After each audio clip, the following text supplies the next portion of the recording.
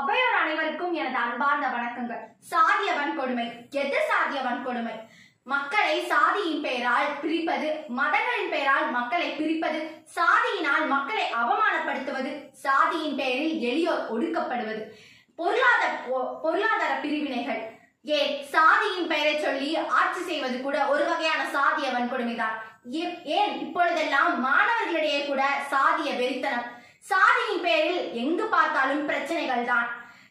இன்னும் சில குக்கிராமங்களில் சாதியின் பெயரில் மக்களும் தெருக்களும் பிரித்து பார்க்கப்படுகிறது.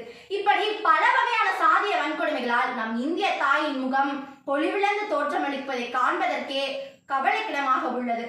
மற்ற நாடுகள் எல்லாம் மக்களை ஒன்று சேர்ப்பதற்கென்றே மதமும் கடவுளும் இருக்கிறது. ஆனால் நம் நாட்டில் மட்டும்தான் மக்களை பிரிப்பதற்கென்றே கடவுளும் மதமும் இருக்கின்றது. நம் கண்முன்னே தான் அந்நாளும் எப்பொழுதும் சாதிய வன்கொடுமைகளும் அநீதிகளும் நேர்கின்றது. ஆனால் இவை அனைத்தையும் கண்டும் காணாதவாறு நாம் அனைவரும் இருக்கின்றோம்.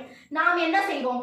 தினமும் நம் வேலையும் நம் உழைப்பிற்காக உழைத்து சராசரி மனிதர்களாக வாழ்பவர்கள் தான் நாம் எல்லாம். இப்படிப்பட்ட வாழ்வை நாம் வாழ்வதற்காகத்தான் பல தலைவர்கள் போராடி தங்கள் இன்னுயிரை தந்து நமக்கு சுதந்திரம் பெற்று தந்தார்களா? சிந்தித்து பார்ப்போம். இப்பொழுது மட்டுமல்ல, திருச்சபையிலும் தொடக்க காலத்தில் இயேசு இஸ்ரேல் மக்கள் தம்மை படைத்து பராமரித்து வழிநடத்திய கடவுளை மறந்து மறுத்தனர். தீச்செயல்களில் ஈடுபட்டனர். சமூக சடங்குகளை புரிந்தனர். பல விழாக்களின் பெயர்களில் சமூக தீமைகளை புரிந்தனர். தன்னுடன் இருந்த சக மனிதனுக்கே குற்றம் செய்தனர். பின்னர் கடவுளை வழிபட்டனர். இப்படிப்பட்ட போலித்தனமான வழிபாட்டையும் இறை வேண்டலையும் தான் இறைவன் கேட்டாரா?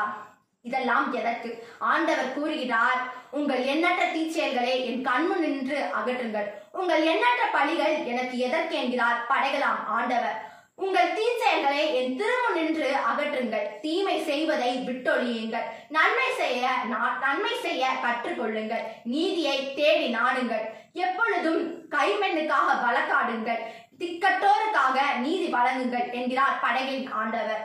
இப்பொழுது மட்டுமல்ல, அன்று முதல் சுதந்திரத்துக்காக போராடி சுதந்திரமாக நாம் வாழ வேண்டும் என்று தங்கள் இன்னுயிரை தந்தனர் பலர்.